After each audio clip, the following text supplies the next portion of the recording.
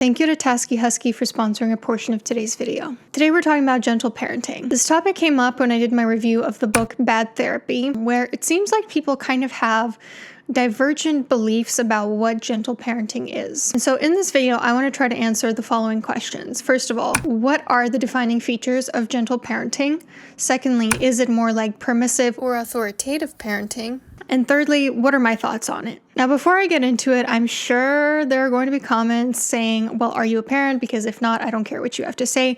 Listen, if you only want to take parenting advice or discuss parenting with other parents, that's your prerogative. You can bounce on right out of here. No, I'm not a parent yet. However, I will say that I think it's incredibly important for people to be talking about parenting and thinking about what kinds of parents they want to be before they're actually parents. Because once you're in the thick of it, I know stuff comes up, it's very stressful, it's going to be much harder to hold yourself accountable to what you said you wanted to do before you became a parent. And so I personally think it is really important for people to be talking about parenting before they actually become parents. So let's get into it.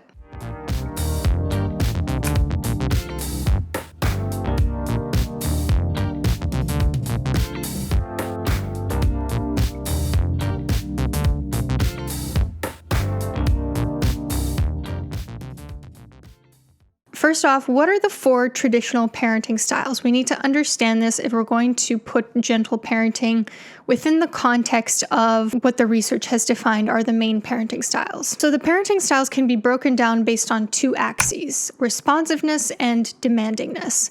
So a parenting style that is high responsiveness and low demandingness would be permissive parenting. Permissive parenting is very much child-driven. In permissive parenting, the parent doesn't really have rules or enforce rules. It's kind of just whatever the kid wants. But they are very emotionally engaged with the kid. They are responsive. They are emotionally attuned. They just don't want to impose any rules because they don't want to get into conflict with the child or to become too controlling with the child. And so a lot of times that can result in overindulging the child. Then we have a parenting style that is high in responsiveness and high in demandingness. That would be called authoritative parenting. Authoritative parenting is typically seen as the golden standard of parenting. These parents are responsive and they're also demanding of their kids, meaning they do have rules and they're also emotionally attuned to their child. They solve problems together with the child. They have clear rules and expectations. They communicate openly. They're not like tyrants. They don't say, because I said so. And they have natural consequences, meaning they don't overly punish the child. They don't have like overly stringent consequences. It's just like the consequence of the kid's behavior is what would naturally happen out in the real world. Then there is a parenting style that is low in responsiveness and low in demandingness. And this one would be called neglectful or uninvolved. This is the parent that's basically absent, doesn't engage with the child, also doesn't have rules. It's kind of free reign. These are often children that are very parentified, that basically don't have a parent. They don't have guidance, they don't have nurturance, they don't have rules. The parent is kind of indifferent to the child. Maybe the child gets the feeling that they were never wanted. And then you have a parenting style that is low in responsiveness and high in demandingness, and this is called authoritarian.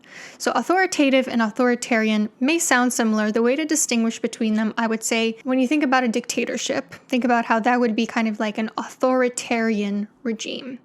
So authoritarian is the one to stay away from. This one is very controlling, very demanding, has very strict rules, arguably hard to meet, very high expectations, very hard to meet. One-way communication, the child's needs and wants and autonomy are not considered at all. Basically, the parent just wants things the way they want it. It's more of like the traditional, back in the day, old-fashioned parenting style. Now, we know from a very considerable body of literature what the consequences are of these different parenting styles. So authoritarian parents tend to produce kids who are low in social skills, indecisive, have low self-esteem, have anger issues, and are hostile or aggressive. It makes sense, right? Because if you're hyper-controlled your whole life, at some point, you're probably gonna want to fight back and you're gonna demand to have your autonomy respected. Or at the very least, have over-controlled anger issues, where maybe you turn it on yourself instead. Permissive parents produce kids who have lack of responsibility, decision-making issues, impulsiveness, aggressiveness, anxiety, depression, and academic struggles.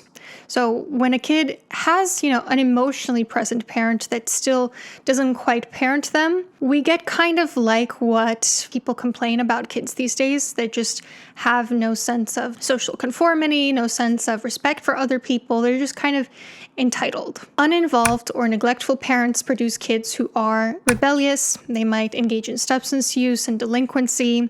They have lower empathy and lower self-esteem. The uninvolved parenting style is by far the worst that a parent can go by, because these kids essentially have no parent and they struggle considerably because of it. Now, like I said, authoritative parents are kind of the gold standard of parenting. They produce kids who are connected with other people, respectful, responsible, have high self-esteem, are emotionally regulated, they're happy, they're successful, they're healthy, and they're expressive. Now, I realize this is kind of controversial to say, because in this day and age, there's a movement to stop parent shaming and, just all parenting styles are just equally great and we need to just validate that. I completely disagree. We know based on the literature that some parenting styles are worse for kids than others. Obviously, the goal is never to shame parents, make them feel like they're bad people if they engage in behaviors that are going to be less than helpful for their kids. But we do need to have a realistic acknowledgement of the fact that some parenting styles are going to be better for their kids than others. For me, my priority in this topic is the kids, not the parents' feelings. So where does gentle parenting fall in all this? Let's kind of look at what the sources say gentle parenting is. Let's also look at some gentle parents on social media and try to place it on this axis of responsiveness and demandingness. So gentle parenting is actually kind of a difficult term to pin down. It's relatively new. There actually isn't a lot of research on it that I could find. I really couldn't find the term gentle parenting in any of the scientific literature. There was a book called The Gentle Parenting Book by Sarah Ockwell Smith that came out, and in her definition of gentle parenting is when parents are responsive to their kids' needs, they respect their kids as individuals, they're sensitive, respectful, understanding, and empathic towards their kids, but they don't focus as much on reward and punishment, rather on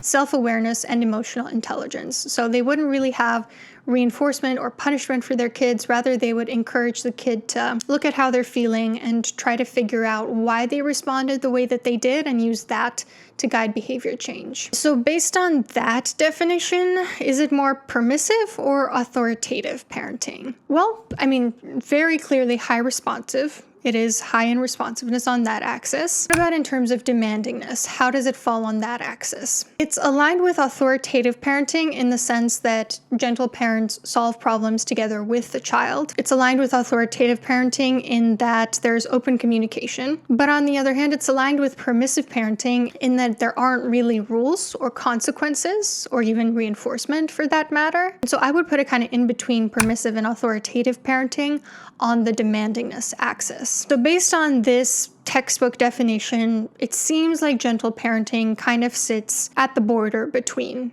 authoritative and permissive parenting. But I don't just want to know the book definition. I want to know how people are putting this into practice, what self-labeled gentle parents actually do with their kids. Because what people call themselves and what they do sometimes differs. And we know that sometimes, labels take off and they take on sort of a life of their own that sometimes differs from how the movement originated. So I looked at the top gentle parenting videos on my TikTok algorithm, the ones that weren't parodies, obviously. And so these are all the ones that came up for me aside from the ones that were parodies. So let's take a look. So we've been talking today about the different definitions of gentle, permissive, authoritative parenting, and I think we've established that gentle parenting would work best when it's in line with authoritative parenting, meaning when a parent sets clear rules and expectations for the child and also has natural consequences for the child. So if this parenting approach resonates with you and you're looking for a fun, engaging way to incorporate task completion with your child, you might really enjoy today's sponsor, TaskieHusky. TaskieHusky gives age-appropriate tasks to kids in the form of a gamified app. It enables them to have fun while also learning responsibility and healthy habits and being more independent. It can help streamline parenting so that you don't constantly have to remind your kids to do their chores. It's a way of juggling love and discipline in a gentle, fun way. So here's how it works. You select your child's age and pick age-appropriate tasks. And it's good that they actually have a pre-filled list based on what the psychological literature says is age-appropriate, because, the average parent might not know if they haven't had a kid before. Then you can pick some rewards, or you can create your own. Child can either use the app on their smartphone or use it on yours if they don't have their own smartphone. And what they do is they go into the task tab and they check off what they've done. They gain points for doing them. On your end, you can approve these. And there's even a rules section where you yourself get to pick the rules of the game. Why I think this app could be really beneficial for parents and kids alike. It utilizes the power of positive reinforcement. So your kid gets to develop self-efficacy by doing things that make them feel good about themselves and make them feel independent. As you know, I always emphasize the importance of developing self-efficacy on my channel. You can also select reinforcement that can help them feel like they can exert control on their environment. So for instance, if they've been begging you to go to this one concert, if you use that as the reward, then the child gets to feel like when I'm responsible for the things in my life, I get to do something that I really want. And you can also select rewards or reinforcement that deepen the parent-child connection, like doing something together. It follows the ABC sequence of antecedent, behavior, and consequence. And gamification can be really helpful for just helping kids keep engaged in these routines because, they have short attention spans and they need something exciting to do these tasks. It also has an engaging design. It's very vibrant and kid-friendly, and you can customize it to your family's needs and routines. So if you want to check out TaskieHusky, click the link below for 50% off. Thank you again to TaskieHusky. It's time to do your job, and we're not going to pout about it. Okay. So she's explaining the tasks clearly and her expectations. Authoritative parenting. Do you understand? Okay. 1, 2. Timeouts would also be authoritative parenting. Appropriate, not overly punitive consequences, natural consequences such as a timeout would be authoritative. When you get in and get the job done, we're not going to pout and cry about it. When you're all done with your job, then you can go play. We're not going to pout and cry about it. Honestly, I would say maybe that's a little bit more authoritarian just because that would be a little bit more emotionally invalidating. And so I would put that as a little bit lower in responsiveness. Or you can go lay down if you want.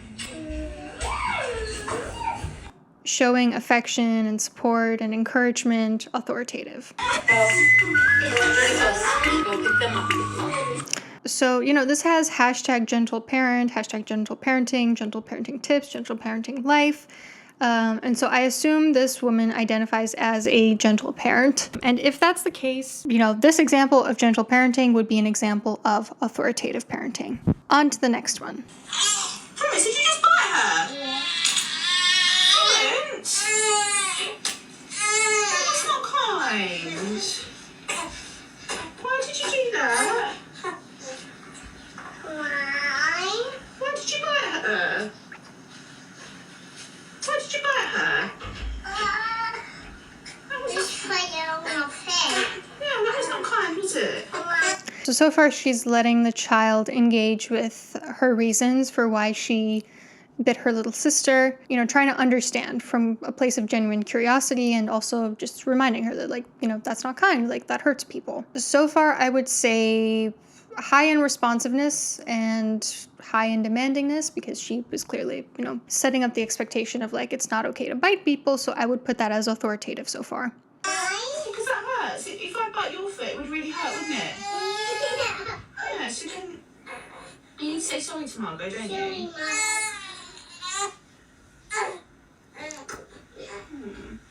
That's not kind. You wouldn't like it if she bit you, would you? No. Do you need a cuddle?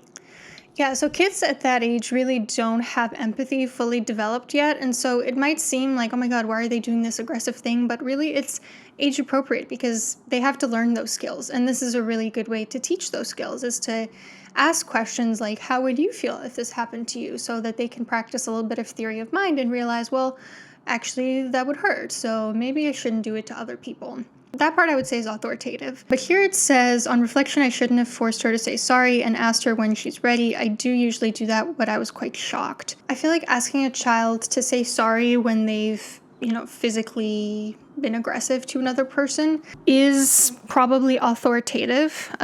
Probably not asking them to do that would be more on the permissive side, because it's not showing them, we live in a society and there are consequences, and there are certain things that you're expected to do when you rectify a mistake. I will say, this brings up a topic of like how kids learn empathy. And I'll tell you, like, when I watched some of these TikToks at first, I felt myself getting a little bit triggered. For me personally, cruelty is one of my bigger triggers. When somebody's being cruel, I find it hard to not slip into like a judgmental role. For me, I know that it takes a little bit of effort to like be gentle when somebody else is being cruel. With that being said, you have to remember that, again, kids at that age, they just don't have empathy fully cooked yet. And so they don't understand that they're being cruel because they don't understand how it's making the other person feel. So for instance, when I was a kid, I remember distinctly the moment that I learned empathy, and it was a very distinct scenario. So we had a lot of outdoor cats in Romania growing up. And there was one cat that would always come and encroach on our cat's food and would always eat from it. And I felt myself being protective over the cats that did belong to us. And so I would squirt her with water every time she tried to eat our cat's food. And it got to a point where this cat was scared of me. Like, every time she saw me, she associated me with getting squirted with water. And I feel terrible saying this. My cousin saw it happen one time, and she said to me, like, why are you doing that? Like, she's a living creature too. She needs food also.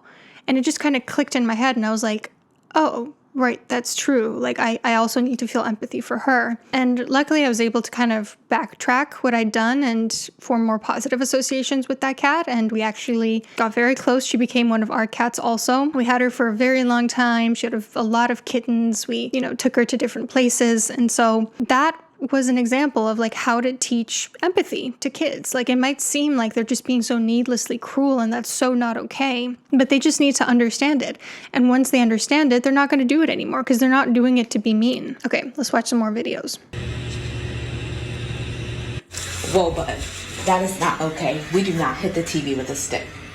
If you continue to hit the stick with the TV, it can break. You can hold the stick, but if you hit the TV again, I'm going to have to take it away from you.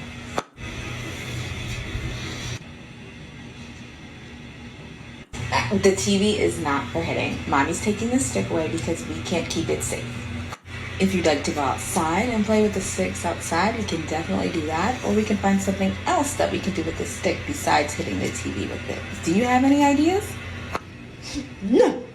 Alright, well, Mommy sees a stick and some cars, so maybe we can make a bridge for the cars. Would you want to try that idea? No.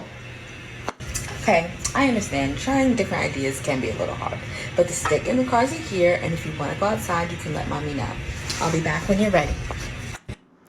Okay, I think this is a really great example of authoritative parenting because she's explaining the rules, she's setting consequences if the rules aren't respected, doing so in a calm, gentle tone, working with the child to sort of find alternative routes of having fun. Honestly, how do you gentle parent when your child is hitting? How do you gentle parent when your child is spitting? How do you gentle parent when your child is climbing on everything possible? When your child doesn't understand reasoning because they're not old enough. I'm gonna tell you what I do. I'm Rachel, I'm a gentle parent. This is how I handle hitting and spitting and biting and all of the impulses that toddlers have that are undesirable yet completely developmentally appropriate behavior.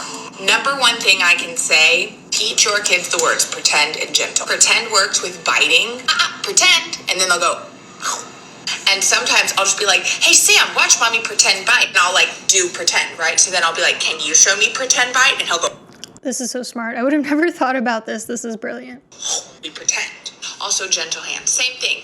Can you show me gentle hands? And he'll just on the couch. That helps with hitting. That helps with hitting animals. When it doesn't work, because gentle parenting doesn't look like it's working until it does. And it's really difficult when older sibling, 2 or 3 year old is hitting younger sibling baby. It is repetition. It is consistent corrective action. Put yourself between the toddler and the baby, the child and the animal.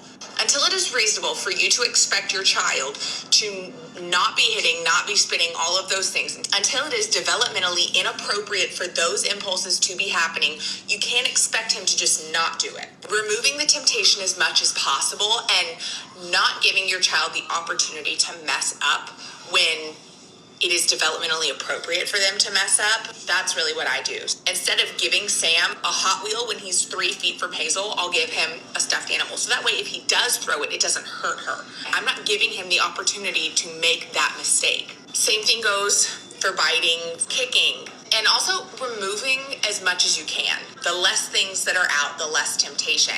They don't need as much freedom as we think they need. And that's, again, another really good example of rules and expectations, which is authoritative parenting. One way that consequences and expectations and rules work means to an age-appropriate degree, they're not allowed to do some things and they're allowed to do others. That's authoritative parenting. All right, let's listen to one more. Don't push people down. Do you understand me? Okay. Say sorry to him. Okay, I want you to go sit on your bed for a little bit. Are you okay?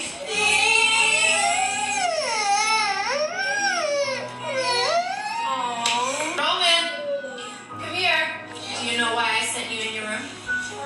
You tell me. How come I sent you into your room? It's because the eyes were shutting and people could And that was not nice, was it?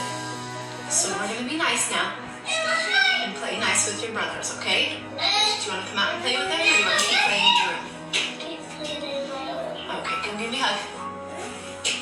Good boy. And now I want you to go tell Hudson that you're sorry, okay? So I would say this one's a little bit of a mix. So it's authoritative in the natural consequence of a timeout. It's authoritative in explaining and sort of like problem solving with the kid, giving them options, respecting his autonomy in that way. But I would say it veers a little bit more towards authoritarian in tone, not quite as gentle. Also, the asking for a hug would be a little bit more authoritarian than authoritative because it wouldn't necessarily be asking, wouldn't be necessarily requesting the child's consent first. I remember it was like years ago, I had mentioned something about how like timeouts are perfectly okay as a consequence.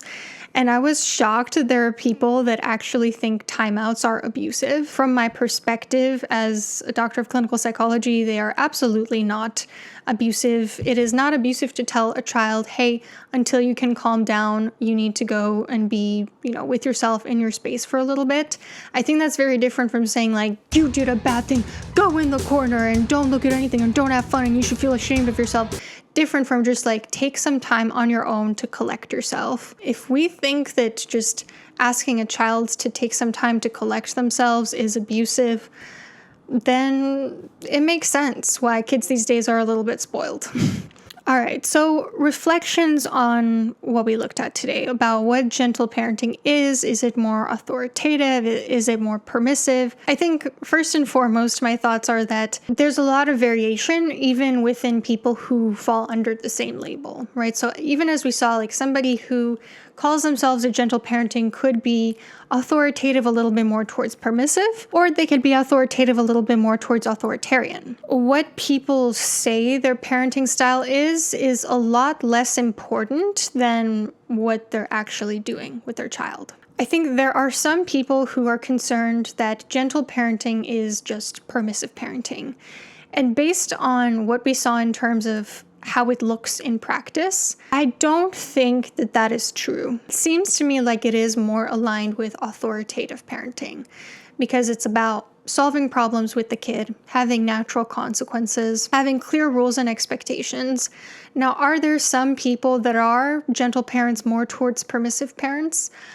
I'm sure that there are. Like I said, at the end of the day, it's not what they call themselves that's the issue, it's the behavior itself that maybe could use a little work. Likewise, I think people on the other end need to remember that gentle parenting, whatever you call it, would not be healthy if it meant no consequences ever for a child.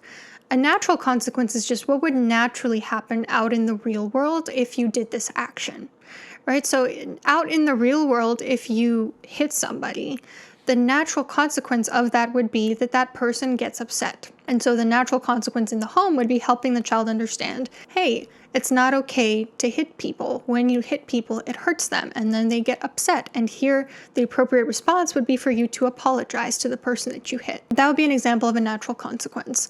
Or if somebody is, repeatedly hitting and just won't stop, the natural consequence of that at some point is, okay, you need to go take some time and collect yourself. You're not allowed to play with this right now. Now, my personal thoughts on gentle parenting, I think this term has always appealed to me because I plan to be gentle in the way that I speak to my kids. I think it's very triggering when people speak to their kids in harsh, cruel, very authoritarian ways. So I would try to always understand and validate kids' emotions. If they're having a tantrum, if they got a bad grade in school, if they're feeling sad, being curious about that. Like, hey, what's going on? Let's talk about it. Help me understand what's going on with you. Validating their emotional experience, even if it might not always fit the facts, they're allowed to feel that way. Teaching and modeling healthy emotion expression and regulation. Prompting empathy and perspective taking. These are skills that I talked about in the connection course, how to get yourself to perspective take somebody else's point of view and to feel more empathy for them. But I think, you can just as well apply that skill to teaching it to someone else. Respecting autonomy in the context of the kid's body, their consent, their right to self-expression, like if they say no to hugging somebody, or if they want to wear a different colored shirt that day, those would be examples of, respecting the kid's autonomy. But also setting and enforcing age-appropriate rules, like I don't know, not bleaching your hair at 4 years old. Providing positive reinforcement, particularly from a growth mindset where you're praising a child's process, not the outcome. And when necessary, timeouts and other forms of negative punishment. Negative punishment just means taking something away rather than giving a bad punishment. So for instance, negative punishment would be taking away the setting or the toy that they're playing with at that moment, whereas positive punishment would be something like yelling at them. So based on that, what do you think? I'd love to hear in the comments. Do you think that this is aligned with gentle parenting? Because the term gentle parenting has always resonated with me, but these are the different things that I plan to do when I have kids. And if that changes, it changes and we'll talk about it. But at this point in time, those are my intentions. What do you think? So I hope that this was an interesting discussion on what gentle parenting is or isn't. I think the TLDR is, at the end of the day, it kind of depends. It's not so much about what people call themselves, but when it is healthiest is when it's aligned with authoritative parenting. And I do think that gentle parenting can definitely be aligned with authoritative parenting. Don't forget to check out TaskieHusky, and I'll see you soon.